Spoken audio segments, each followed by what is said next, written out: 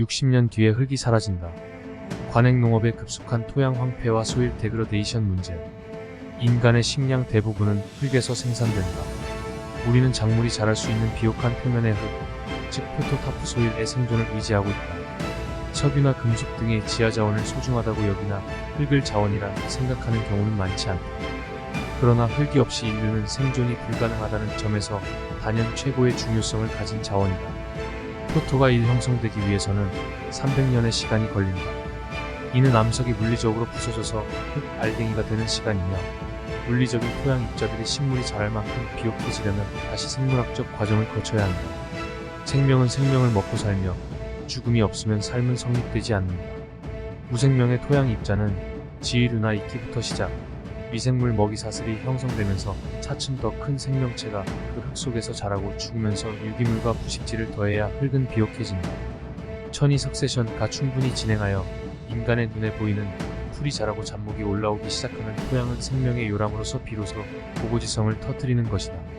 300년에 걸쳐 형성된 표토 1cm가 이러한 생태적 천이 과정 속에서 비옥해지는 데 걸리는 시간은 다시 3000년이다. 발 아래 밟히는 흙을 보라. 그 한 줌 속에 한민족의 역사가 몽땅 들어있다. 감히 자연 앞에 시간을 논할 수 없는 미미한 우리가 위대한 지질학적 사건으로서 토양을 미친 듯이 수탈하고 있다. 자연계 식생의 천이. 이는 곧 토양의 비옥화 과정이다. 육지는 지구 표면적의 1.3을 차지하며 1.5억 정도 된다. 이중 경작지는 0.14억에 조금 못 미친다. 총 면적의 10% 미만이다. UN 발표에 의하면 인구 증가를 감당하기 위해서 매년 6만의 경작지가 새로 필요하다. 그러나 매년 토양 황폐와 소일 데그러데이션으로 잃어버리는 농토가 12만에 이른다. 매년 18만의 토양 적자가 나고 있는 셈이다. 참고로 남북한 합한 전체 땅 면적이 22만이다. 지난 150년간 표토의 절반을 잃었다고 하는 주장도 있으며, 최근 셰필드 대학의 연구에서는 지난 40년 동안 지구상 총 경작지의 1/3이 황폐화된 것으로 판명되었다. 가장 극적인 경고는 식량농업기구 파우 마리아 헬리나 세메도에게서 나왔다. 2014년 포럼에서 그녀는 현재 농업 방식이 변하지 않으면 인류는 앞으로 60년 밖에 농사를 지을 수 없다고 말했다. 60년 안에 표토가 모두 유실, 오염, 황폐화되어 식량을 생산할 수 없다는 것이다. 인구 증가와 결부되면 2050년에 이르러 1인당 경작지 면적은 1960년대 1/4 수준에 불과할 것이라고 한다. 토양 황폐화의 원인으로는 경운, 화학 비료 및 농약, 유기물 잔사 등 제거, 목축업 확산, 산림 파괴, 도시화, 기후변화 등을 들 수 있다. 중장비를 이용해 흙을 갈아엎는 행위는 토양의 잇단 구조를 파괴함으로써 흙이 쉽게 물에 쓸려가거나 바람에 날아가게 만든다. 중장비가 짓누른 흙은 경관화되고 그 위에 더해진 화학물질은 토양 미생물을 죽임으로써 흙은 생명이 사라진 단순 무기물질로 변해간다.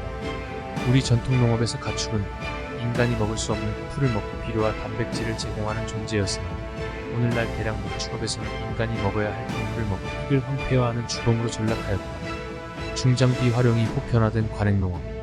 경우는 토양 유실 및 침식의 가장 큰 원인의 하나다.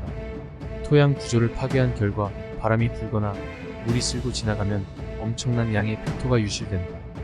농업은 식량을 생산하는 행위지만 무슨 대가를 칠건 생산만 하면 되는 것이 아니다.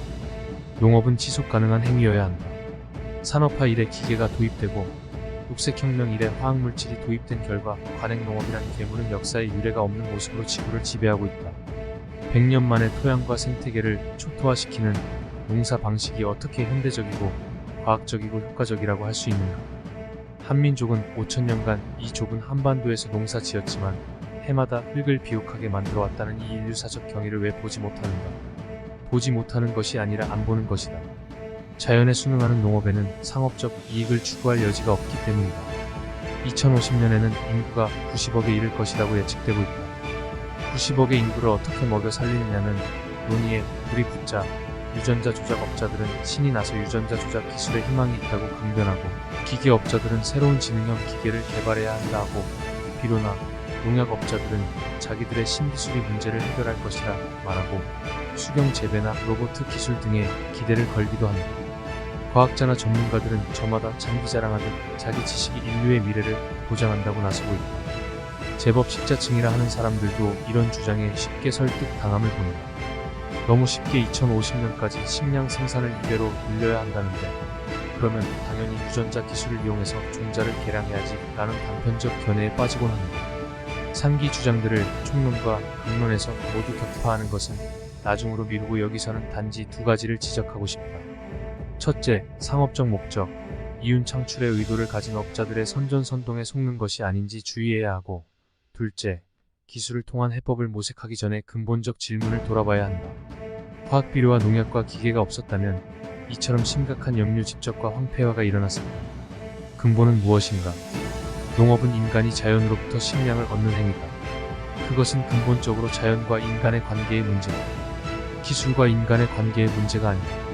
우리가 자연과 관계를 어디서부터 잘못 가져왔는지, 무엇이 옳은 관계이고 잘못된 관계인지, 어떻게 고쳐나갈 것인지에 대한 논의가 그 무엇보다 본질적이고 심각하다. 그러나 인류와 지구를 걱정한다고 하는 온갖 논의 속에 기술 만능주의라고 하는 또 다른 형태의 인간의 교만만을 확인할 때 절망의 이유를 발견한다.